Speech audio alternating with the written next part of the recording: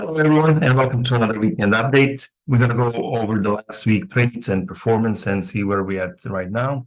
Let's first take a look at what happened. So we were here on Monday, and basically on Monday we had a down day, and then we've been up ever since then. On Monday, I tested a new hedge on demand. This is something I'm trying to design to help a little bit with the future drawbacks, but of course it didn't work this time, and we lost $100 on that one.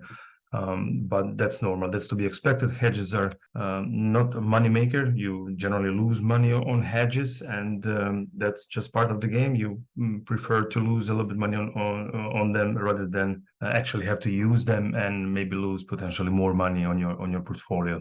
So that's all good. So let's take a look at the performance here. This was recorded yesterday here in the last line. VIX very low, 1302. Delta at 27, Theta at 25, buying power used pretty low, 1410, as we would like it to be at this low VIX environment. Netlick 39, so we will see later that's slightly higher from last week. We only put one new trade on. We took some off, and we're currently at 12 full tranches, and that's a little bit on the lower side, but that's what we want because the VIX is very, very low. We want to have some buying power and some ammunition available if the VIX should go up or market go down a little bit or something like that.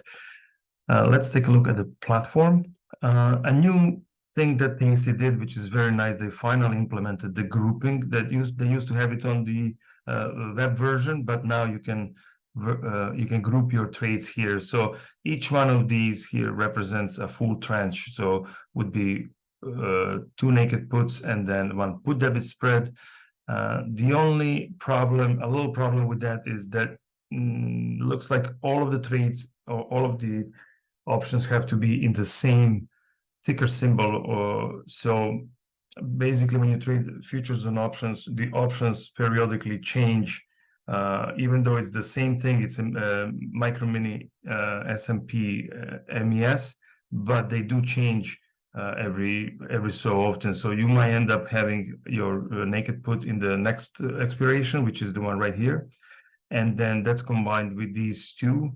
But unfortunately, I can't put them together. I can't group them into a single trade. But that's not a big deal. We track everything on our spreadsheet anyway, so we're okay. But here you can see at a glance how your whole trade is performing. So if you take a look at this line right here, that's grouping the performance for the 3. So we're up 33% on the whole trade. If you look at the just nakeds, we are at 37% profit, and you can take a look at any one of them. I generally go by the naked component profit target, and then once that's done, I know I can take the trade off from that point on, and having achieved what was set out. Sometimes we'll close them early, and in that case we'll probably be closing the put debit spread to make up for the difference, but we'll go into more detail on that some other time. Another thing I did this week, and this is something everyone who trades options should do, and if you're trading options and not doing this, you're really leaving money on the table. This is free money, and I will go and make a separate video about it. But I went ahead and bought 400 of an ETF called Bill. There are many different ones. They're all trading, actually holding the government T-bills, and currently the yield is pretty decent, around 5%.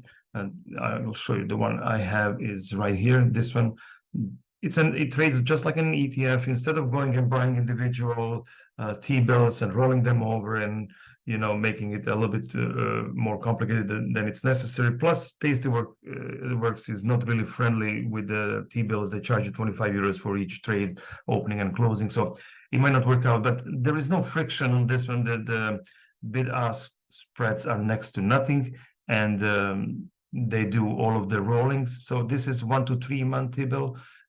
There is very little interest risk in them. Now, in the future, if the interest rates should change and the yield curve goes back to more normal yield curve, then you might be looking to some longer dated T-bills, but then you have a slightly more risk in if interest rates should change. But in this case, this is not a problem at all.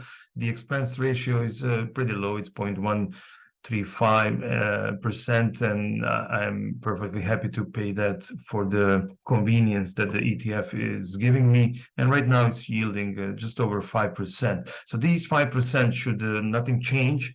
It's extra 5% that we can gain with practically no risk and very little, a couple of mouse clicks. And the way I do it, and again, I will be making a whole video about that, but so make sure you take a look at that. But you can pretty much use up all of your available net lick close to the full value without paying any interest to the broker, so long as your if you look at the balance, if your cash balance is positive, you're fine. If it goes into negative, then you're paying interest, and then there's no point because the interest is always going to be higher than whatever the yield is. But you just need to keep it positive. And you can also quickly here separate the buying power requirements, because if you take a look right here, it says 37.7. So that will be pretty high for us, but that's not the actual one. The actual one for the options trading here is only at 14%. The rest is actually T-bills, and those do not change, and I can easily liquidate them should I need more buying power available. So that's on that. That's just some free money for you if you're trading options. Let's take a look at the performance real quick. July 1st, if you take a look here, SPY has been going up. We are up, but only slightly. And indexed values are here. And year to date, as you can see, projected yearly return is still in line. It's around 23%, so everything is fine there. Yes, the market is beating up. This graph here is a year to date SPY versus our net lick. And SPY is in red, and lately it's been beating us, which is normal when the market is tearing up. So you can see that we're steadily going up, and we hope to continue to go steadily up when the market reverses course. But if you zoom out in a longer picture, this is May 28th, so just over a year. The same graph now shows us steadily beating the market, and hopefully that will continue like that. And let's take a look at the trades. So let me quickly just go back to this hedge. So this is something new that I'm testing. So I'm going to be adjusting the parameters of the trade. But on this particular one, I was using the SPX, the index itself. I bought a hedge for 400 and then closed it once it lost 100, or in this case $105, and that's it. So that's an extra loss on this week. And the trades, if we go here, so this is date closed right here, and then this here would be date opened. So on the closing side, we had this one right here, 26, 27, and 28. They all closed, and this is total profit and loss after fees for the whole tranche. In most cases, the put debit spread will just stay open and expire worthless. It's usually close to being worthless at the time when we close the trade. So this is all in line, 146, 135, 136. As you can see here, this at the bottom, that number, that's what we paid per individual naked when we closed it. And then if you took here on the left, this was the minimum maximum payment that would keep us in line with the desired profit. We let it go a little bit higher because we were not going to open new trades, and instead we just kept these trades mature a little bit more, decay a little bit more, to compensate for not opening the new trades, and to compensate for some losses on the calls, because obviously the call credit spreads are losing when the market is going up. So that's all fine. And then we opened one new trade. That's the one right here. We opened it on 26th. It's just a regular 1-2-1. We had two nakeds at 81 DT and one put debit spread at 53. Everything is in line, and we should be closing this trade once it reaches 80% or better on the naked puts. And I think that'll do it for today. Thank you all, and I'll see you next time. Make sure you watch this T-bill video that I'll be making soon. Thank you.